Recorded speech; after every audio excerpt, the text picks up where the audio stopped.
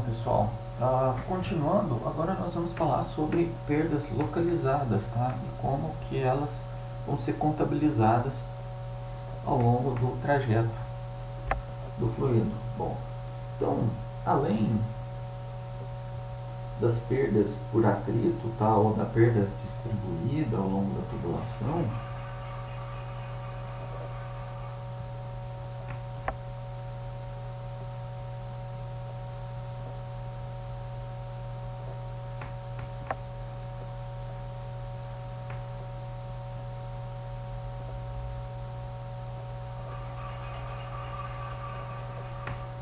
então, além da perda por atrito ao longo do comprimento da tubulação,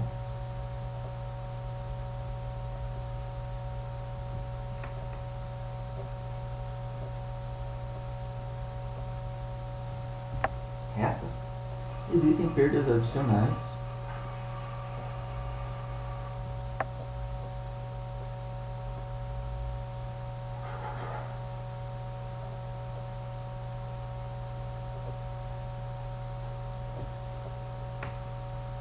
que são chamadas de perdas localizadas.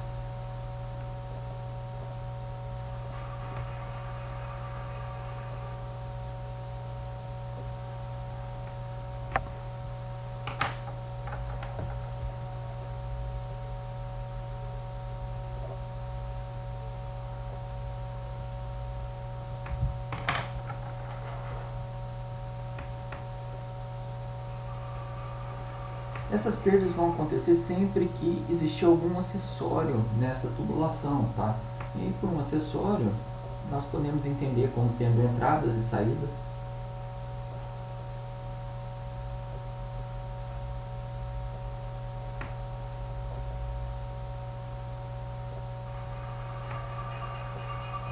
Expansões ou contrações.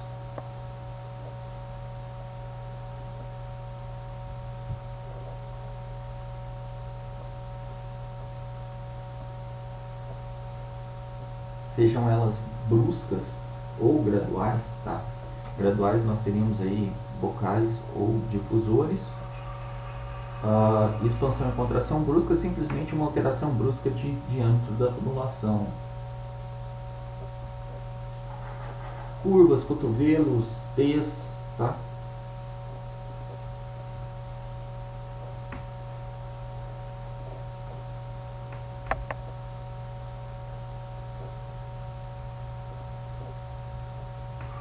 Qualquer outro tipo de acessório.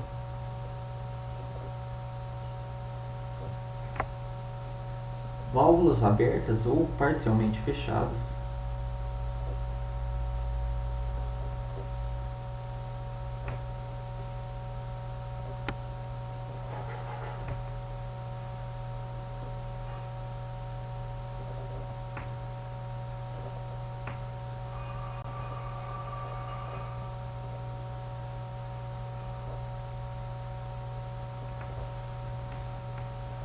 Bom,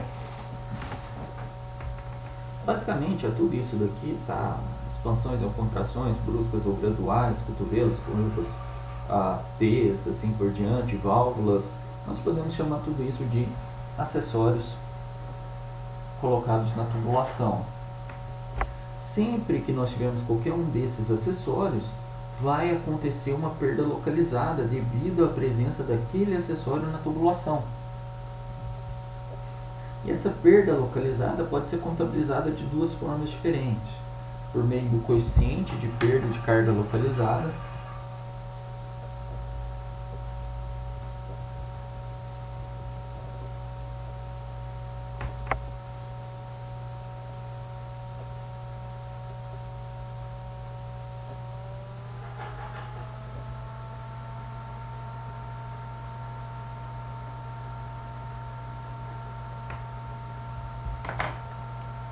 onde define-se o coeficiente K como sendo o coeficiente de perda de carga localizada, como sendo o HPL, onde HPL é a perda de carga localizada, dividido por V ao quadrado sobre 2G.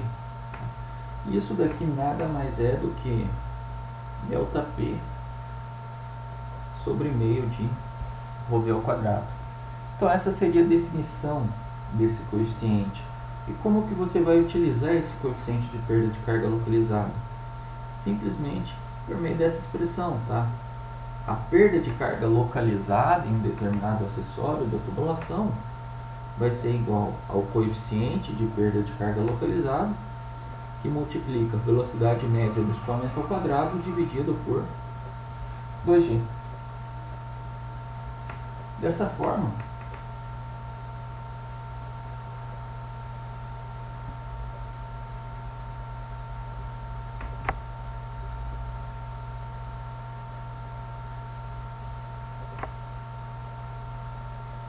a perda de carga total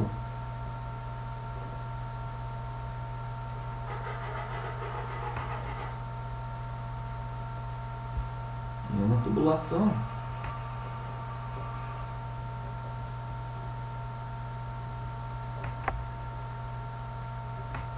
pode ser escrita como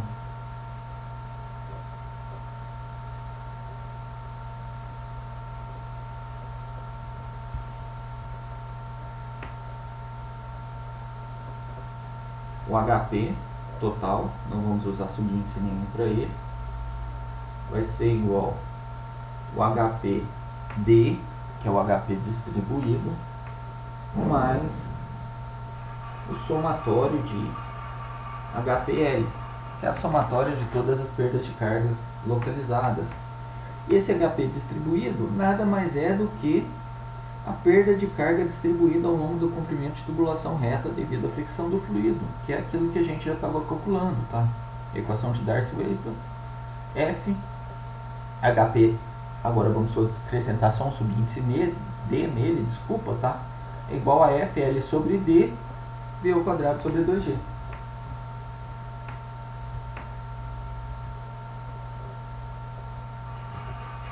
Estamos aqui onde? Importante, tá? Aquilo que a gente estava colocando como HP até o momento, a partir de agora a gente vai chamar de HPD. E esse HP que entra lá na equação da energia é o somatório desses dois.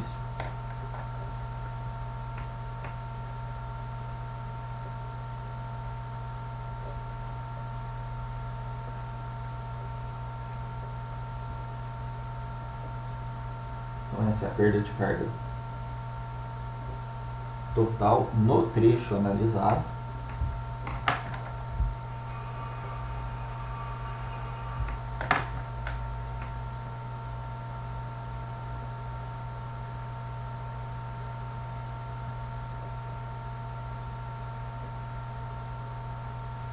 Perda de carga distribuída ao longo do comprimento reto de tubulação, tá? Ou seja, o HP D igual a F L sobre D V ao quadrado sobre 2G, na onde o F vai ser tirado de Colebrook, Haaland ou do diagrama de Moody.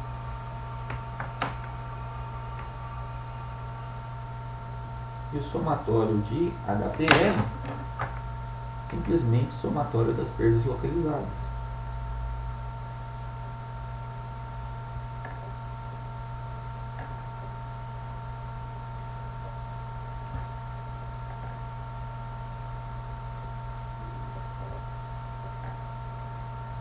Por que um somatório para HPL?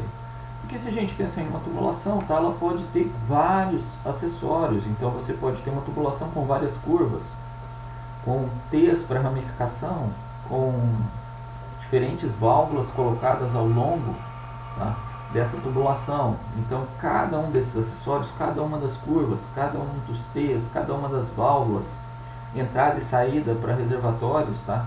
Tudo isso daqui, cada uma delas vai ser, ou vai ter, melhor dizendo, um HPL característico, que é calculado por meio dessa expressão, tá? Ou pode ser calculado por meio dessa expressão, onde esse valor do coeficiente de perda de carga localizado é um valor tabelado, ou ele vai ser dado na forma de tabelas ou na forma de gráficos, onde você vai entrar com tipo de acessório, tá?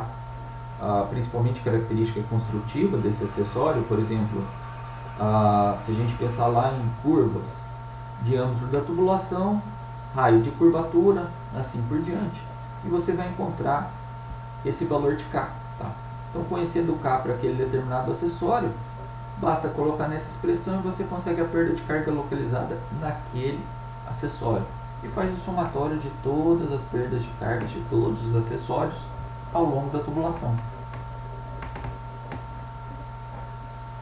Bom, um outro método é por meio do chamado comprimento equivalente de tubulação reta. Só destacando, o livro do White, tá, que é o nosso livro-texto, ele trabalha com esse método. Então, tudo para acessórios você vai encontrar lá em função de K, seja na forma de tabela ou na forma de gráfico. Tá? Um outro método bastante utilizado, que não é o que o White trabalha, mas existe muito material disponível considerando esse método, é o chamado comprimento equivalente de tubulação reta.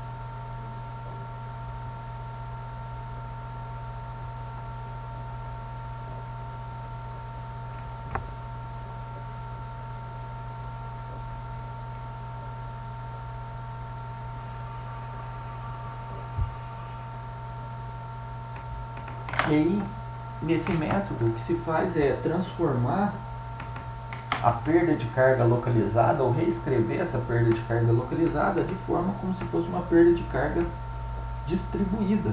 Tá?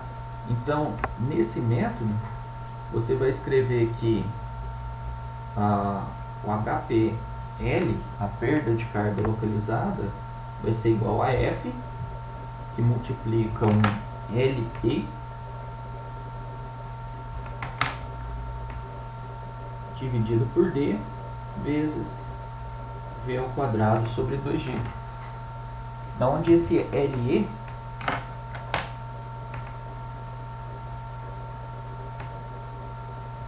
é o comprimento equivalente de tubulação reta.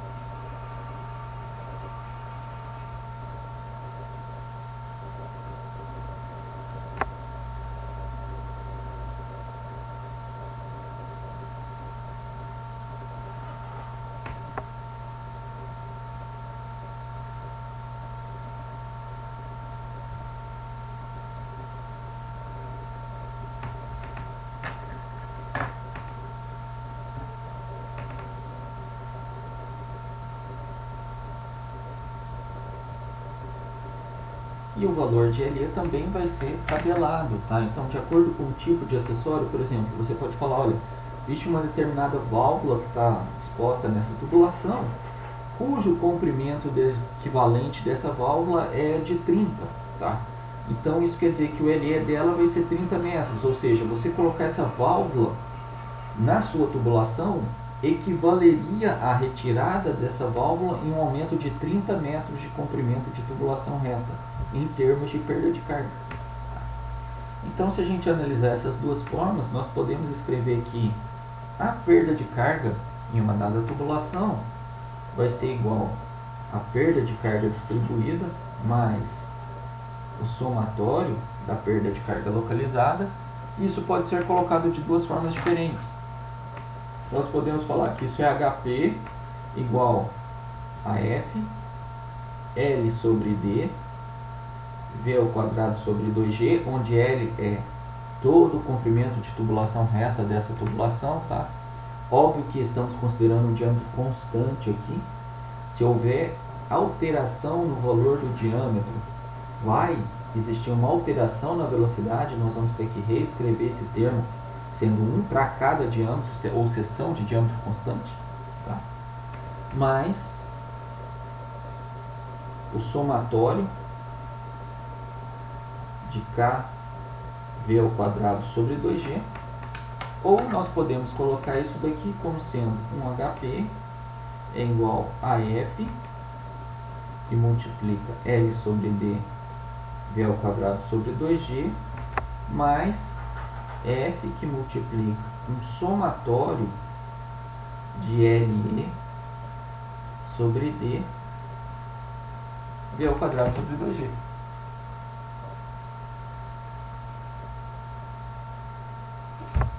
ou poderia definir um LE total como sendo o somatório de LE, e aí falar que HP é igual a F, L mais LET dividido por D, e ao quadrado sobre 2G. E aqui já saindo a perda de carga distribuída mais a perda de carga localizada em todos os acessórios ao longo da tubulação. Isso é extremamente simples, tá? Depois nós vamos fazer alguns exemplos para mostrar a aplicação disso. Bom, um outro tópico é a questão de tubos em série, tubos em paralelos e de sistemas de tubos.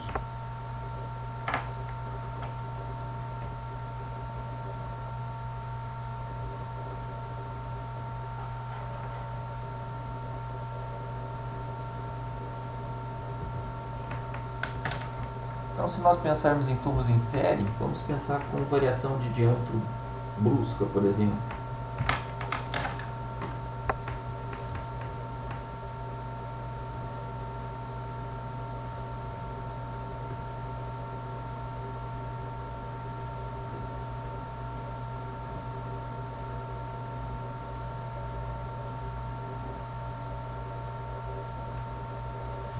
Podemos pensar em uma situação dessa, tá? Temos um determinado sistema onde acontece uma variação de diâmetro ao longo da direção do escoamento. Nesse caso, nós vamos ter que sempre a vazão é uma constante,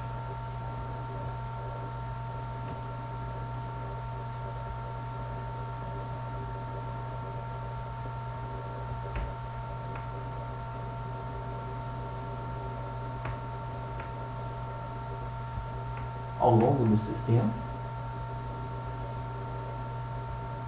ou seja, em cada posição que nós analisarmos aqui, que a nossa vazão volumétrica vai ser a mesma, tá? E a perda de carga total é a soma das perdas de carga em cada um dos trechos.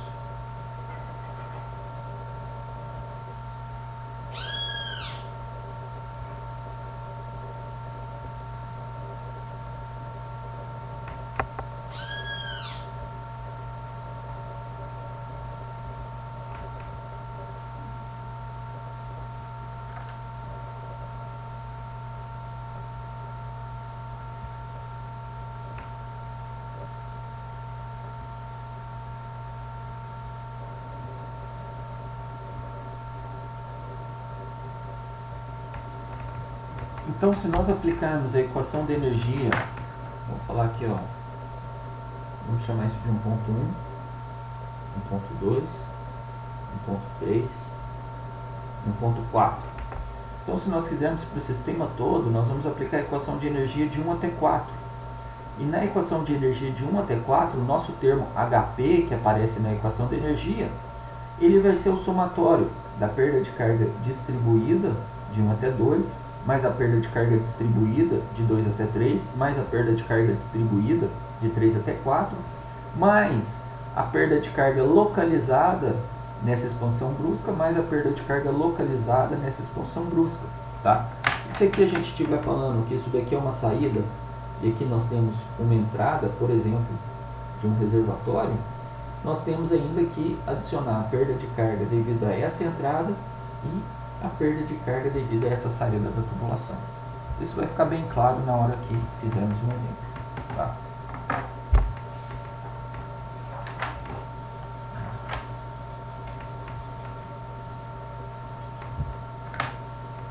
Bom.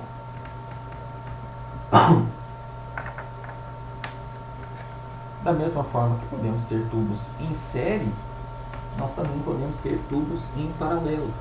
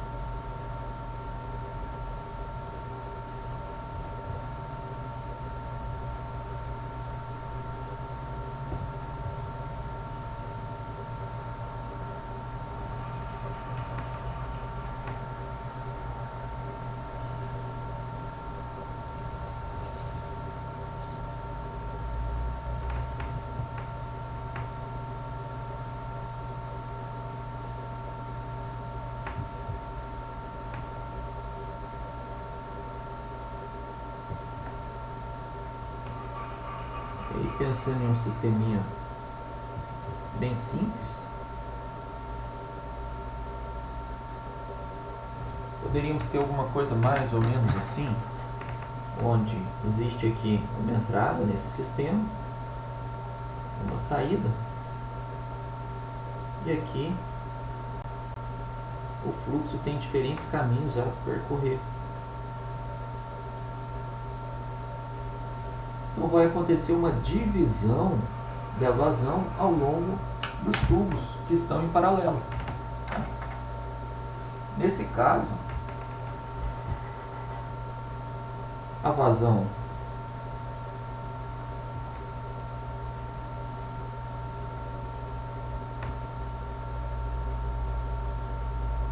é distribuída entre os tubos.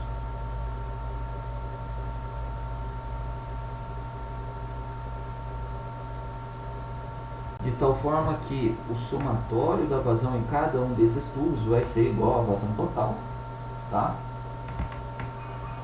E a perda de carga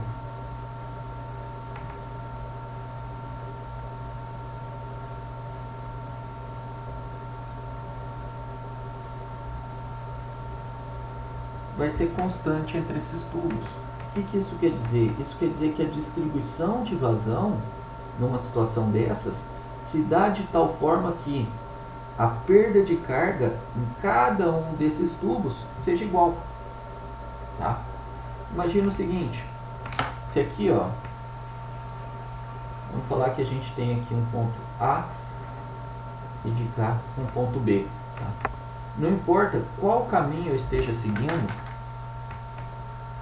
se é por um tubo 1, se é por um tubo 2, ou se é por um tubo 3, ou N tubos, se fosse o caso, tá? Nesse ponto A e nesse ponto B, eu vou ter uma determinada pressão PA e uma determinada pressão PB. Então não importa se eu estou indo pelo tubo 1, tubo 2 ou tubo 3, eu estou saindo de uma pressão PA e chegando em uma pressão PB. Isso quer dizer que o ΔP sobre gama, já que o fluido é o mesmo também, tá? ΔP sobre gama é igual a uma constante. Não importa o caminho que eu siga. Então, a distribuição de vazão ao longo desses tubos é feita de forma que isso daqui se mantém. Tá? De novo, a hora que a gente fizer um exemplo, acho que fica bem claro. Último item dessa análise teórica é se a gente tiver uma rede de tubos.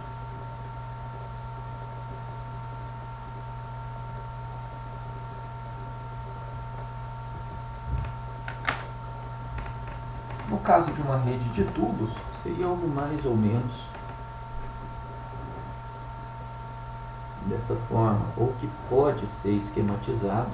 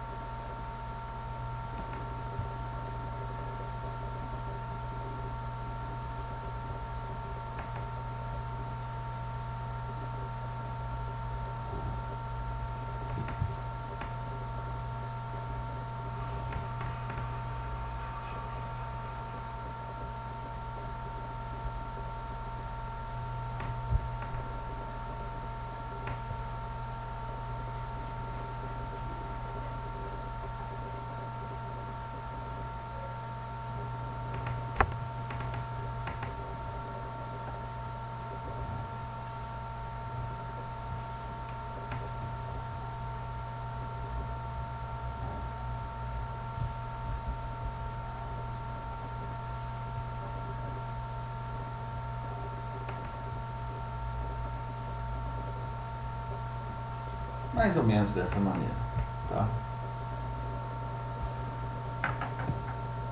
Então nós temos um sisteminha um pouco mais complexo, com mais caminhos possíveis para que o escoamento percorra, tá? De tal forma que em alguns pontos não daria nem para saber em princípio qual que é a direção do escoamento dentro desse tubo. Então isso seria um exemplo de um sistema de tubos conectados, tá? Pode ser um sistema muito mais complexo do que isso daqui, isso é só um exemplo. No entanto, alguns pontos vão ser válidos para qualquer sistema de tubos que você possua, tá? Primeiro, a vazão líquida em cada junção ou cada nó deve ser nula.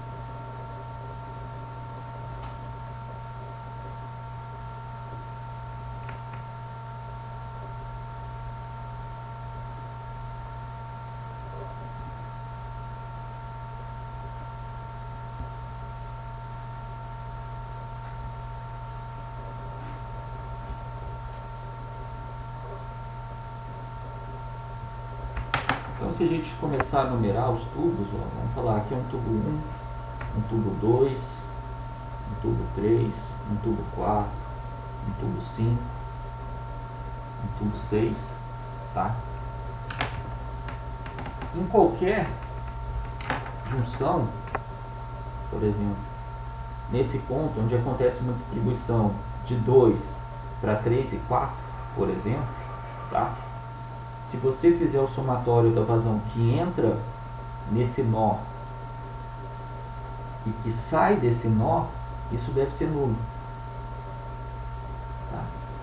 Então, da mesma forma, aqui nós teríamos um outro nó. Então, se você contabilizar a vazão que chega até esse nó e a vazão que deixa esse nó, isso deve ser nulo. Então, vamos assumir que, ó,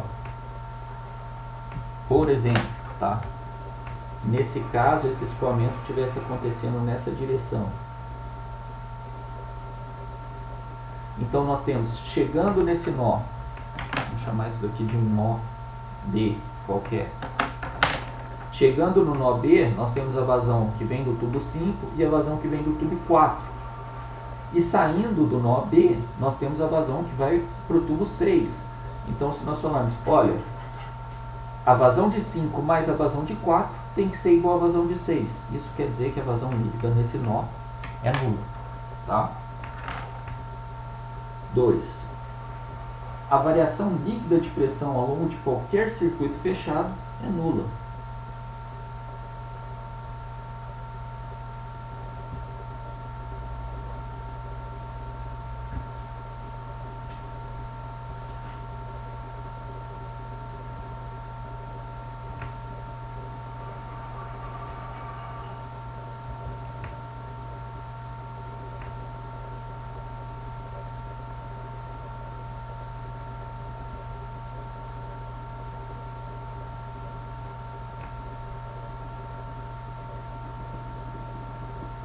Bom, então, o que isso quer dizer? A linha de pressão em cada nó pode ter somente uma elevação. Tá? Então, se nós pegarmos aqui, por exemplo, o que seria um circuito fechado nesse sisteminha? Imagina que a gente analise isso daqui. Ó. Isso é um circuito fechado. Se a gente falar que isso daqui é um nó A, nós saímos desse nó A e retornamos para esse nó A fazendo essa análise. Tá? Então, isso seria um circuito fechado. Se a gente pegar aqui, ó, fizer uma análise dessa forma, aqui a gente tem um nó C, tá? Saímos de C, retornamos para C. Também seria um circuito fechado essa análise. E assim por diante. Tá? Bom.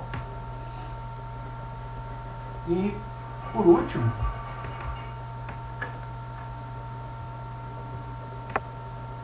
todas as variações de pressão devem satisfazer as correlações de perdas distribuídas e perdas localizadas.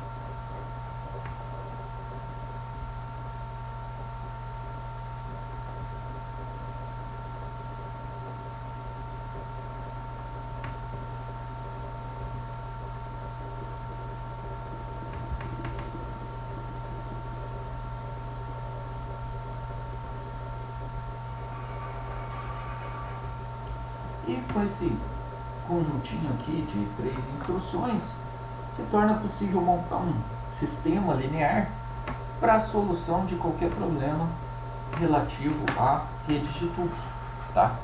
A principal diferença: nós vamos ter um conjunto de equações para ser resolvido de forma simultânea, tá? Então vai resultar um sistema com N equações e N incógnitas.